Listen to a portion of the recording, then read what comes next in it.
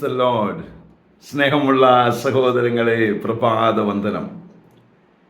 ഇന്നത്തെ സുവിശേഷം നമ്മൾ വായിക്കുമ്പോൾ ലോകാവസാന നാളിനെ കുറിച്ചൊക്കെയാണ് പങ്കുവയ്ക്കുന്നത്.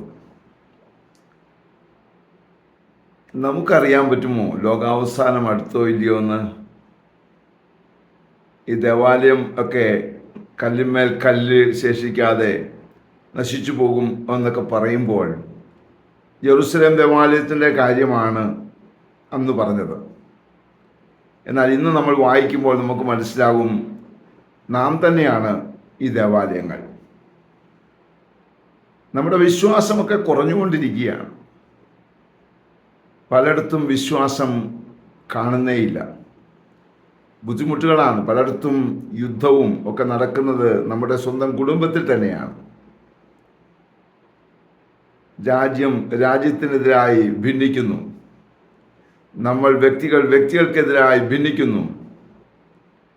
നോക്കുക, ഇതൊക്കെ അന്ത്യം അടുത്തു എന്നുള്ളതിൻ്റെ സൂചനകളാണെന്നാണ് വചനം പറയുന്നത്. നമ്മുടെ വിശ്വാസത്തെ കൂടുതലായി മുറുകെ പിടിക്കാം, തമ്പുരാനോട് ചേർന്ന് നിൽക്കാം. അങ്ങനെ മുന്നോട്ട് പോകാൻ ഉള്ള കൃപയ്ക്ക് വേണ്ടി പ്രാർത്ഥിക്കാം. പരിശുദ്ധ അമ്മയെ സഹായിക്കണേ. വിശുദ്ധ യോസേപ്പ് പിതാവേ, ഞങ്ങൾക്ക് വേണ്ടി പ്രാർത്ഥിക്കണേ. പരിശുദ്ധാത്മാവേ, എഴുന്നള്ളി വരണേ. പരിശുദ്ധ പരമ ദിവ്യകാരുണ്യത്തിന് എന്നേരവും ആരാധനയും സ്തുതിയും പുകഴ്ചയും ഉണ്ടായിരിക്കട്ടെ. ആമേൻ.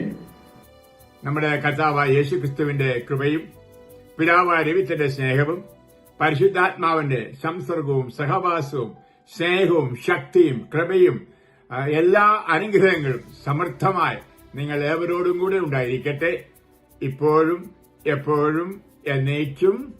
ആമേൻ.